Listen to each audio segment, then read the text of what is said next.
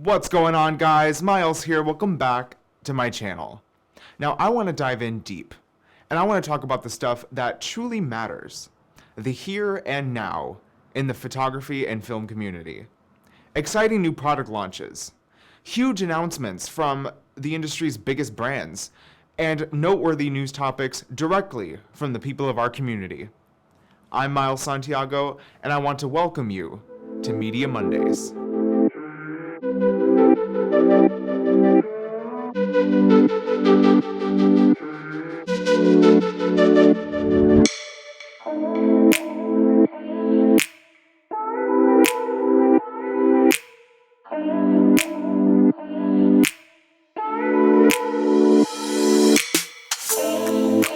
Well, here we are. Welcome to the show, everybody. Welcome. I should say, first off, welcome to this brand new YouTube channel, Navizio Studios. This is a brand new production company / YouTube channel that I'm working on with a group of friends. So I'm sitting there trying to think of what I'm going to say, what I'm going to do, what I'm going to talk about.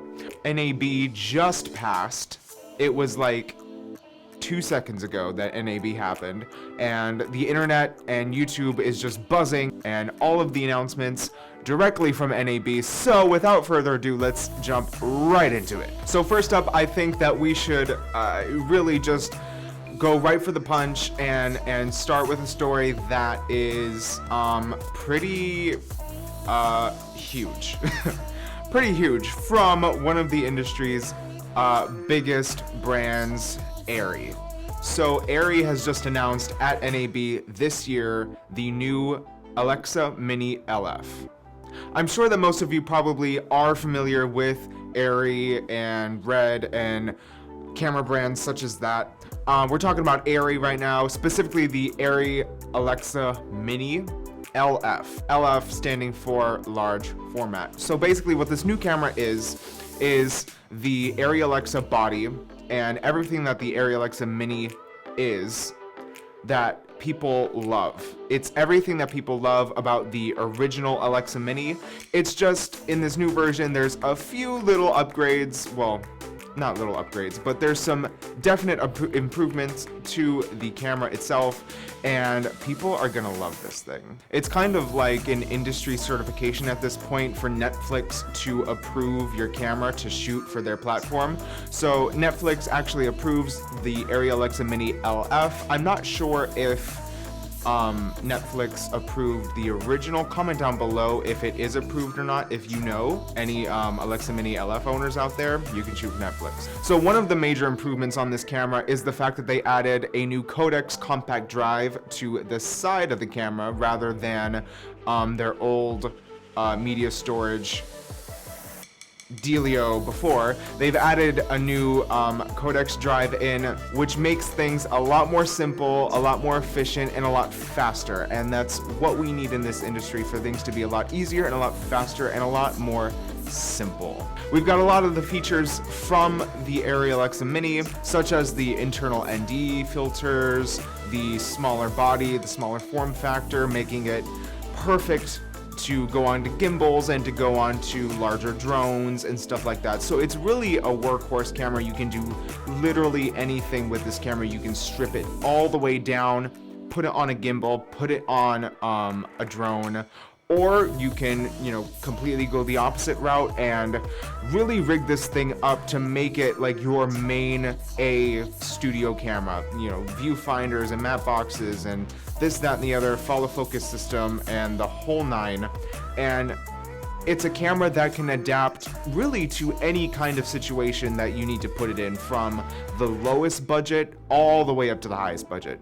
So with this new camera and with some of the improvements that I'm going to talk about now, it's really going to be the choice for a lot of DPs out there. One thing that they added is a new cooling system to accommodate for the new resolutions and the new features such as the bigger media drive, yada yada yada, some of the other things. I know that they have a new viewfinder that's not included. It's a very, very expensive add-on, but to accommodate for all of these new things that will be coming into the camera, they've had to upgrade the cooling. Something else that they added in actually is a stereo mic for scratch audio, finally.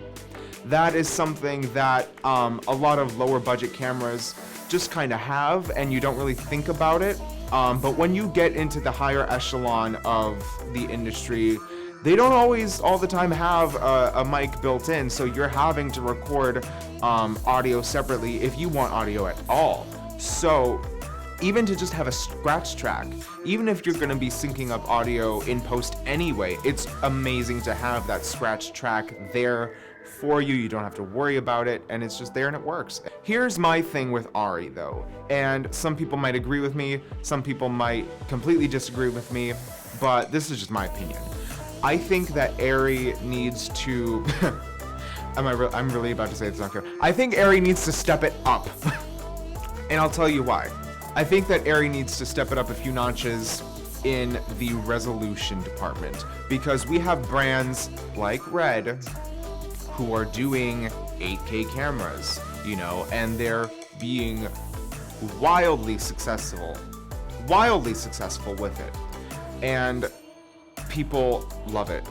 I feel like Red is coming out with a new sensor, with new sensor technology, with new camera technology in general. Like, every time I open up my phone and look at the news, there's like something about Red, like a new sensor or something. And I think that Arri really needs to kind of look at that and be like, what are we doing? You know what I mean? Not that Arri needs any help in any way with anything that they're doing, because you ask any DP out there, they'll tell you like Arri is pretty much the industry leader in cameras and in lenses and in lighting, but I can't help but feel like they need to step it up just a bit, because as it is right now, as of recording this video, Arri is only shooting up to 4K. And you can only get 4K on, I believe, this camera, the Arri Alexa Mini LF, and their highest end Alexa, which is the Alexa 65, I believe. If they want to really compete with Red, they need to step up the resolution game.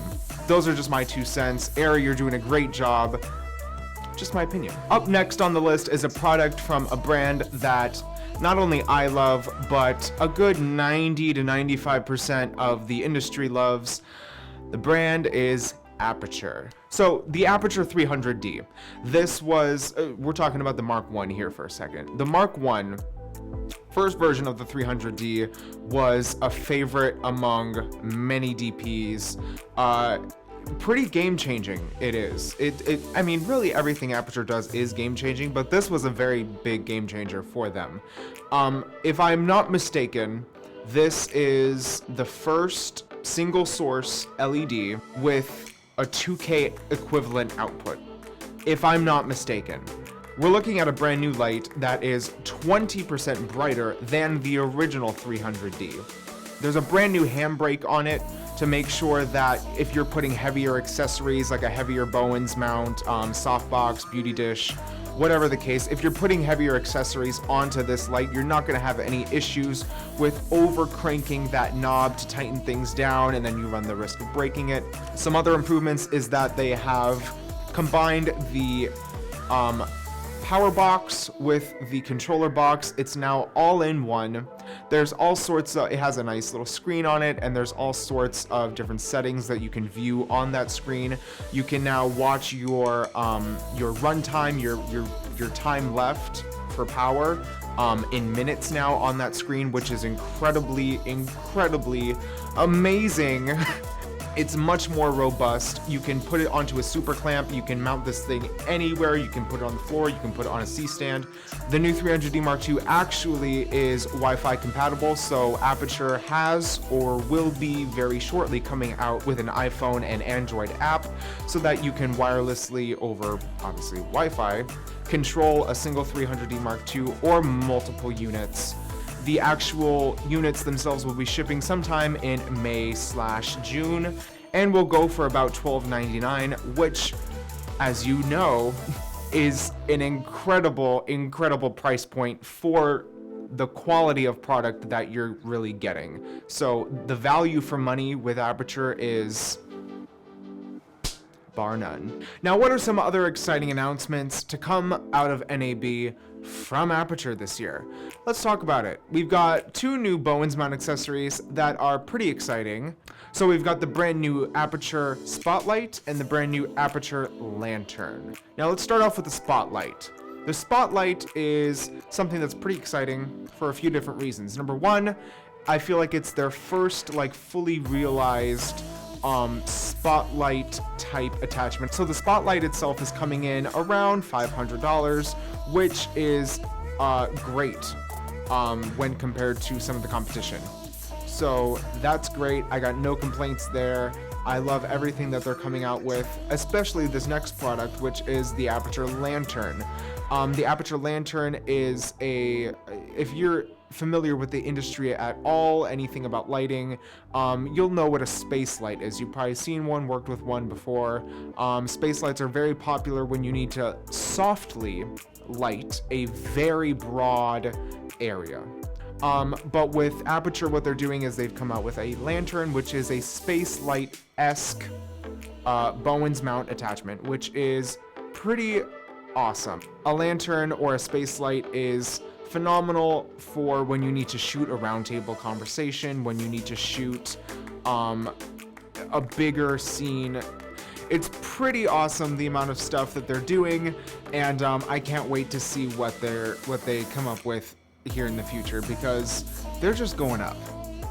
They started at the bottom, and now they're here. Aputure, y'all are great. Ted, if you're watching this, Ted, hey, what's up? Sponsor me. And for my last story here on this beautiful Monday, I'm going to be talking about what Rode has announced at this year's NAB. It's a new wireless lav system called the Rode Wireless Go, right?